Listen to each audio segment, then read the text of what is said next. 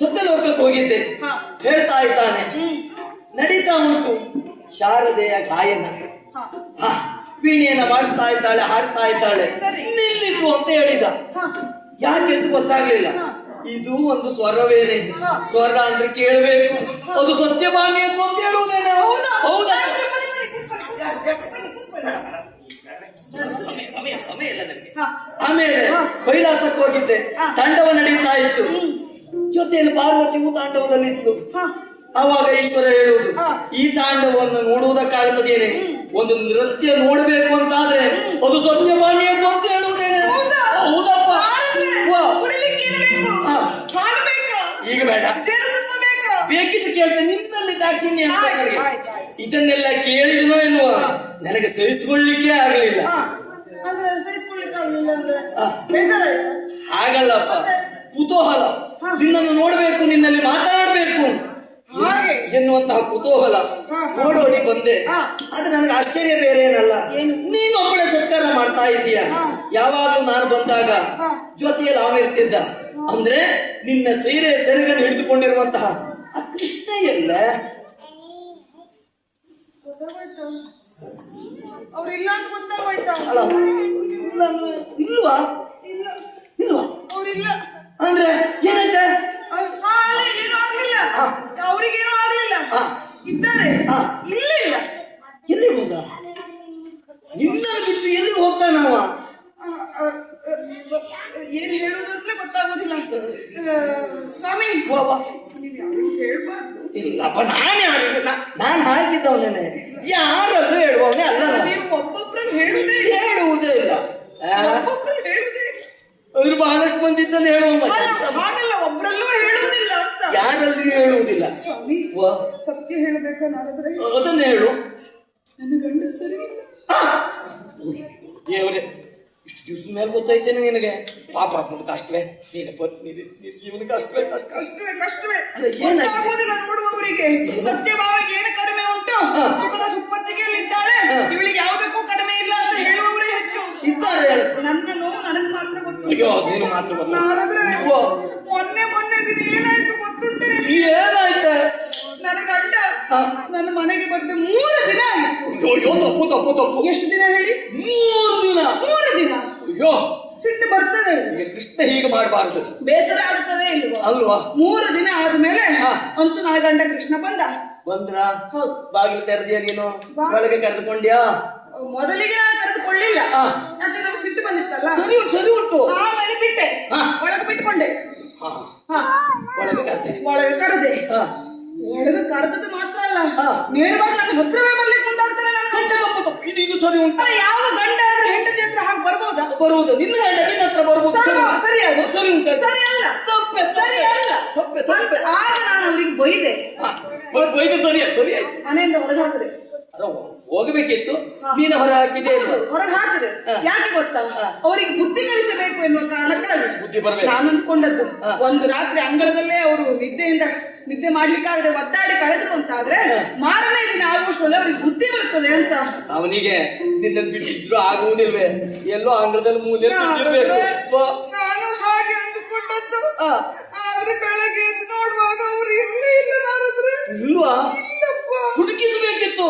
ಹುಡುಕಿಸಿದ್ದೇನು, ನನಗೆ ವಿಷಯ ಗೊತ್ತಾಯ್ತು. ಏನಂತೆ? ಹೋಗಿ ಅವಳ ಮನೆ ಸೇರ್ಕೊಂಡಿದ್ದಾರಂತೆ. ಅವಳು ಮನೆ? ಅವನಿಗೆ ಬಹಳಷ್ಟು ಮಂದಿ ಇದ್ದಾರೆ. ಅವಳ ಮನೆ ಅಂತ ಹೇಳಿದ್ರೆ ಸಮಸ್ಯೆ. ಅವಳ ಮನೆ ಅಂದ್ರೆ ರುಕ್ಮಿಣಿಯ ಮನೆ. ರುಕ್ಮಿಣಿಯ ಮನೆ ಅಲ್ಲಿ ಹೋಗಿ ಸೇರ್ಕೊಂಡಿದ್ದಾರೆ. ತಪ್ಪು ಮಾಡಿಬಿಟ್ಟೆ. ಬಹಳ ನೋವಾಯ್ತು ನಾರದ್ರೆ, ಬಹಳ ನೋವಾಯ್ತು. ಯಾವ ಹೆಂಡತಿಗೂ ಇಂಥ ಪರಿಸ್ಥಿತಿ ಬರಬಾರದು.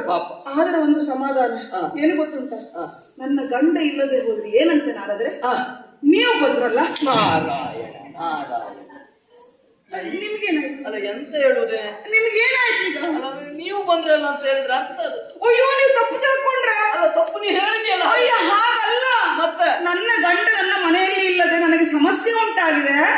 ನೀವು ಬಂದ್ರೆ ಸಮಸ್ಯೆಗೆ ಪರಿಹಾರ ಸಿಕ್ಕಿದ ಹಾಗೆ. ಆ ಪರಿಹಾರವನ್ನು ಅದಕ್ಕಾಗಿ ಸಂತೋಷ. ಅದು ಪರಿಹಾರವನ್ನು ಹುಡುಕುತ್ತಾಗಿ ಇಲ್ಲಿ ಬಂದವ ನಾನು. ಹೌದಪ್ಪ. ಈಗ ಕಥೆ ಏನಾಗಿದೆ ಗೊತ್ತುಂಟ? ಈಗ ಹನುಮಂತ ಇಲ್ಲಿವರೆಗೆ ಆಗಿ ಬಂದಿದ್ದಾನೆ, ತ್ರೇತೆಯ ಹನುಮಂತ. ಬರಲಿ ಬಿಡಿ. ರಾಮ ರೂಪದ ದರ್ಶನವನ್ನು ಪಡೆಯುವುದಕ್ಕಾಗಿ ಹಾ. ಶ್ರೀಕೃಷ್ಣ ರಾಮನಾಗಿ ಕಾಣಿಸಿಕೊಳ್ತಾನೆ. ಹಾ. ಆದ್ರೆ ಅವನ ಜೊತೆಯಲ್ಲಿ ಸೀತೆ ಒಬ್ಬಳು ಬೇಕೋ ಬೇಡವಾ?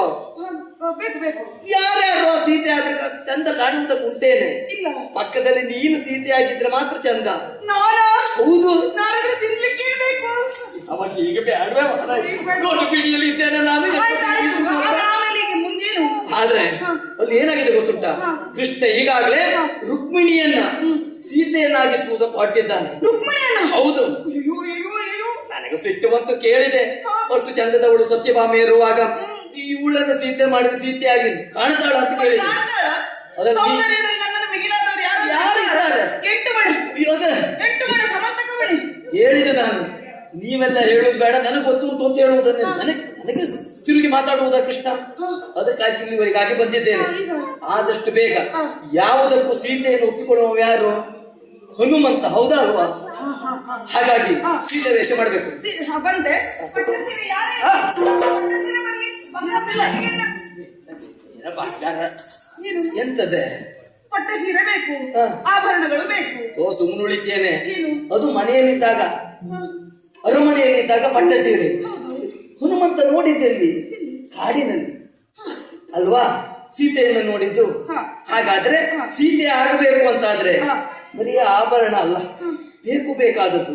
ಮೊದಲು ಮುಖ ಹೇಗಿರ್ಬೇಕು ಗೊತ್ತುಂಟ ನಿನಗೆ? ಹೇಗಿರ್ಬೇಕು? ಕಪ್ಪಾಗಬೇಕು. ಮುಖ ಕಪ್ಪಾಗಬೇಕು. ಸೀತೆ ಕಪ್ಪ? ಸೀತೆ ಮೊದಲು ಕಪ್ಪಿಲ್ವಾಗತ್ತೆ. ಕಾಡಿಗೆ ಹೋಗುವಾಗ ಸೂರ್ಯನ ಕಿರಣಗಳು ಅವಳ ಮುಖದ ಮೇಲೆ ಬಿದ್ದ ಕಾರಣಕ್ಕಾಗಿ ಅವಳು ಮುಖ ಕಪ್ಪಾಗಿತ್ತು. ಹಾಗಾಗಿ ನೀನು ಮುಖ ಕಪ್ಪಾಗ್ಬೇಕೀಗ. ಸರಿ.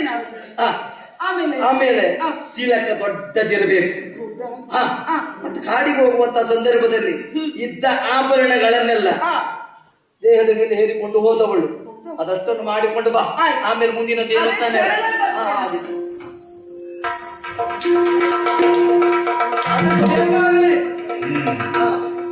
ಈ ತಿಲಕ ಅಂತ ಹೇಳಿದ್ರೆ ಈ ದೊಡ್ಡ ಗಾಡಿ ಚಕ್ರ ಇದ್ದಾಗಿರ್ಲಿ. ಬೇಗ ಬೇಗ ಸಂಪೂರ್ಣ ಕಪ್ಪಾಗಬೇಕು. ಸಮಯ ಇಲ್ಲ, ಹಾಗಾಗಿ ಆದಷ್ಟು ಬೇಗ ಆಗ್ಲಿ. ನೋಡು, ಗಡಿಬಿಡಿಯಲ್ಲಿ ಕೈಯಿಂದ ತಿಕ್ಕುವುದಕ್ಕೆ ಕಷ್ಟ ಆದ್ರೆ ಮುಖವನ್ನ ತೆಗೆದು ಒಲೆಗೆ ಹಾಕಿ ನೋಡಿಲ್ಲ. ಆದಷ್ಟು ಬೇಗ ಆಗ್ಬೇಕು, ಆದಷ್ಟು ಬೇಗ ಆಗ್ಬೇಕು.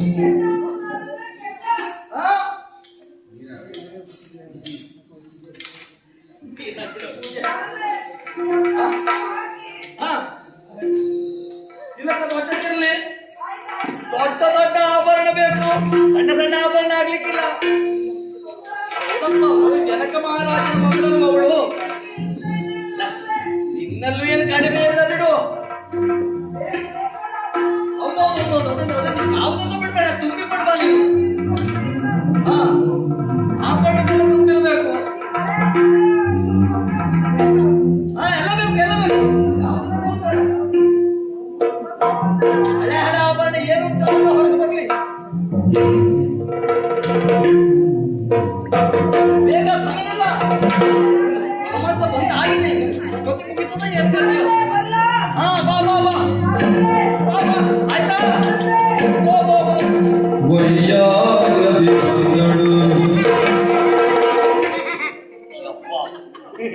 ಏನಾಯ್ತು? ನಾಡಿದ್ರೆ ಏನಾಯ್ತು? ಏನ್ ಚಂದ್ರಿ, ಏನ್ ಚಂದ್ರಿ. ಹೌದಾ? ಅಂದ್ರೆ ನಾನು ಹಾಡಿ ನಿಂತದ್ದು ಯಾಕೆ ಗೊತ್ತುಂಟು? ಯಾಕೆ? ನನಗೆ ಅವಳನ್ನು ನೋಡಿ ನೆನಪಾಯ್ತು. ಯಾರು ನೋಡಿದ್ದು? ಅವಳನ್ನ ಅಂದ್ರೆ ಸೀತಾಮಾತೆಯನ್ನು ನೋಡಿದ ನೆನಪಾಯ್ತು. ಹೌದಾ? ನಾಡಿದ್ರೆ ಆ ಭಕ್ತಿಯಿಂದ ದೂರ ಹಾರಿ ನಿಂತದ್ದು ನಾನು. ಹೌದಾ? ಹಾಗಾದ್ರೆ ಸರಿಯಾಗಿದೆ.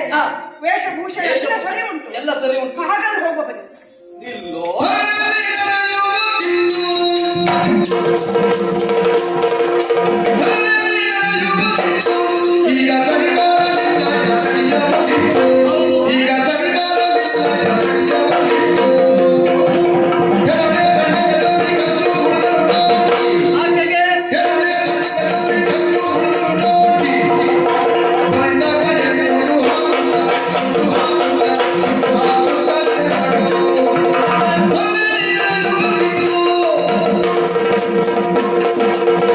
ನೀನೇನು ಹೊರಟೆ. ಹೌದು, ಆದ್ರೆ ನಡೆಯುವುದಕ್ಕೊಂದು ತಿಟ್ಟು ಅನ್ನುವುದಿಲ್ವೇನೆ? ಏನ್ ತಿಟ್ಟು ಸ್ವಾಮಿ? ಕಾರಣ ಉಂಟು. ಎಲ್ಲಿ ತಿಟ್ಟು? ಅವಳು ಎಲ್ಲಿ ತಿಟ್ಟು? ಇದೆ ತಿಟ್ಟೆ. ಅಂದ್ರೆ ಕಾಡಿಗೆ ಹೋಗುವಂತ ಸಂದರ್ಭದಲ್ಲಿ ಸೀತೆ ಪಾದರಕ್ಷೆಯನ್ನು ಧರಿಸಿದವಳಲ್ಲ. ಹೌದಾ? ಹೌದು. ಹಾಗಾಗಿ ಕಾಲಿಗೆ ಮುಳ್ಳು ಕಲ್ಲು ಚುಚ್ಚಿದ ಕಾರಣ ಕುಂಟುತ್ತಾ ಇದ್ದ ಸೀತೆ. ಹೌದು. ಕುತ್ತಿಗೆ ಮೇಲಿರಬೇಕು. ಯಾಕೆಂತ ಹೇಳಿದ್ರೆ ಈಗ ನೇರವಾಗಿ ನೋಡ್ತಾ ಹೋದ್ರೆ ಎದುರಿಗೆ ಪರಪುರುಷರು ಬಂದ್ರೆ ಪರಪುರುಷರ ಮುಖ ನೋಡಿದಾಗ ಆಗುವುದಿಲ್ವೇನೆ? ಯೋಚನೆ ಮಾಡು ನೀನು. ಕುತ್ತಿಗೆ ಮೇಲಿರಬೇಕು. ಜೊತೆಯಲ್ಲಿ ಓದಾಟ ನಾ ಸೀತೆ ಇದು ಬರಲೇಬೇಕು. ಹೌದು. ಇಷ್ಟು ಹೇಳ್ತಾ ನೀನು ಕುಂಟುತ್ತಾ ನಡೆದೆ ಅಂತ ಕತೆ ಮುಗಿದು ಹೋಯ್ತು. ವಾ, ನಂದು ಕುಂಟು ಅಭ್ಯಾಸ ಇಲ್ಲ. ಹೌದೇನ? ಒಂದ್ಸರಿ ತೋರಿಸ್ತೀರಾ? ಒಂದು ನಾಲ್ಕು ಮುಳ್ಳು ಚುಚ್ಕೋ. ಸ್ವಲ್ಪ ತೋರಿಸಿ. ಅಭಿನಯ ಅಲ್ವಾ? ನಾನು ಹೇಳ ಅದಕ್ಕೆ ಯಾಕೆ ಯೋಚನೆ ಮಾಡೋದು?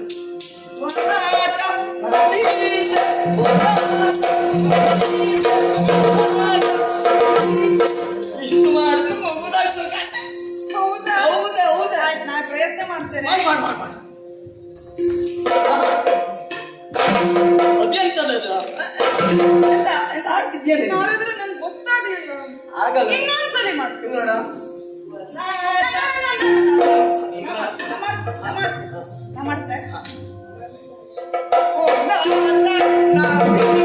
ಅಯ್ಯೋ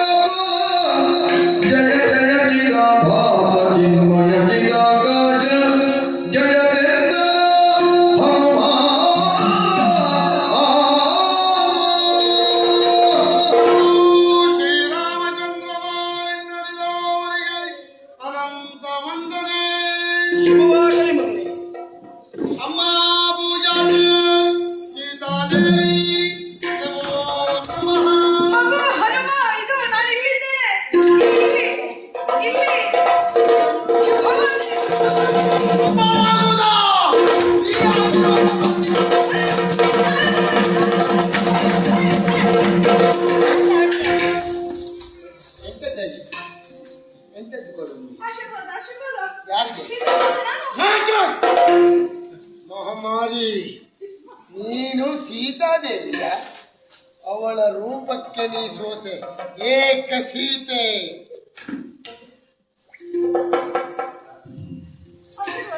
ಮಾತಾಡ್ಬೇಡ.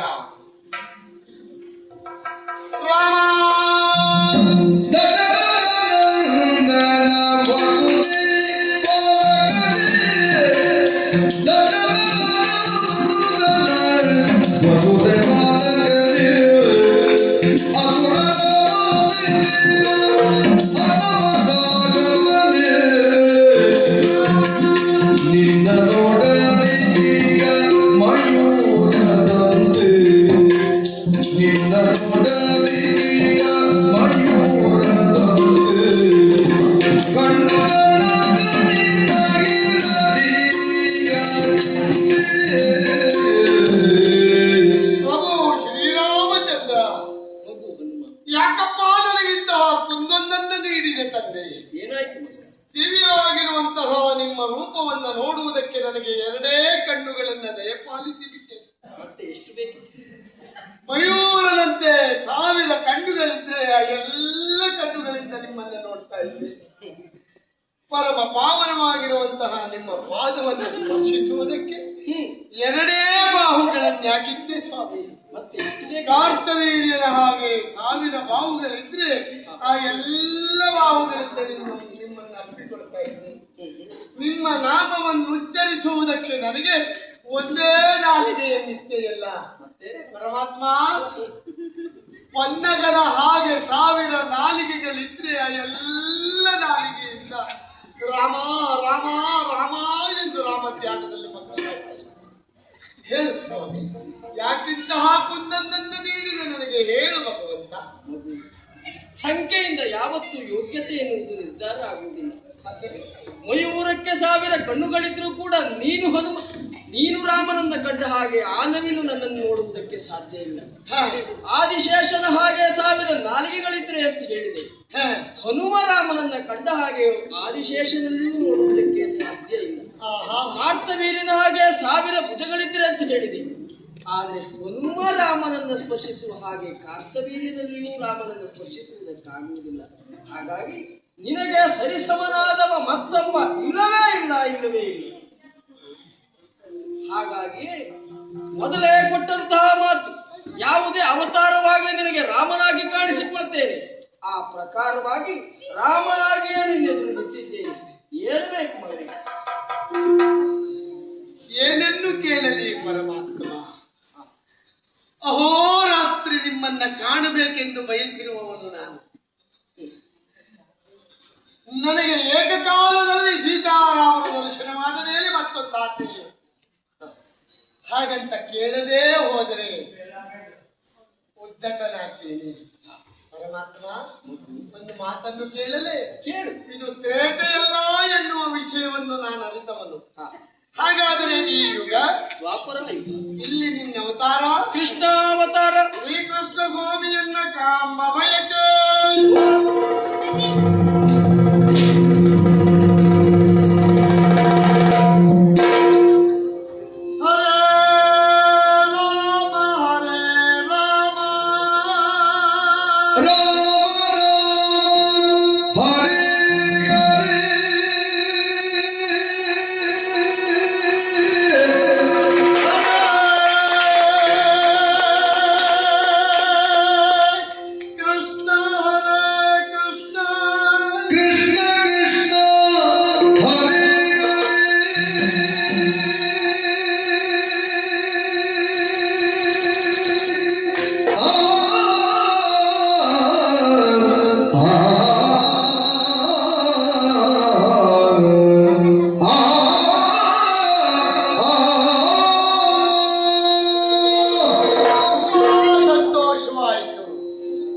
ಅನುದಿನವೂ ಅನುಗಾಲವೂ ಶ್ರೀರಾಮನನ್ನ ಕಣ್ತುಂಬಿಕೊಂಡಿರುವಂತ ಈ ಹನುಮನಿಗೆ ಶ್ರೀಕೃಷ್ಣ ಸ್ವಾಮಿಯ ದರ್ಶನ. ಭಗವಂತ, ನಿನ್ನ ದರ್ಶನವನ್ನ ಪಡೆದ ನಾನು ಒಂದು ಸಾರವನ್ನು ಅರ್ಥೈಸಿಕೊಂಡೆ. ಏನದು? ಶ್ರೀರಾಮಚಂದ್ರನಿಗೂ ಮತ್ತು ಶ್ರೀಕೃಷ್ಣ ಪರಮಾತ್ಮನಿಗೂ ಭೇದಗಳಿಲ್ಲ ಎನ್ನುವ ಸಾರವನ್ನ ತಿಳಿಯುವುದರ ಜೊತೆಯಲ್ಲಿ ಮತ್ತೊಂದು ಮಾತು. ತ್ರೇತೆಯಲ್ಲಿ ಲೋಕ ನಿನ್ನನ್ನ ಕೊಂಡಾಡಿದ್ದು ಹೀಗೆ: ಸೀತಾವಲ್ಲಭ ರಾಮ, ಏಕಪತ್ನಿ ವ್ರತಸ್ಥ, ಕೋದಂಡಪಾಣಿ, ಮರ್ಯಾದಾ ಪುರುಷೋತ್ತಮ ಎಂದು ಕರೆಯಲಿಲ್ಲವೇ? ಹಾಗಾದ್ರೆ ಈ ದ್ವಾಪರೆಯ ಕೃಷ್ಣಮೂರ್ತಿಯನ್ನು ಲೋಕ ಕರೆದದ್ದು ಹೇಗೆ? ಭೂಪತ್ನಿ ವಲ್ಲಭ ಎನ್ನುವುದಾಗಿ. ದ್ವಾಪತ್ನಿಯರು ಎಂದರೆ 16,008.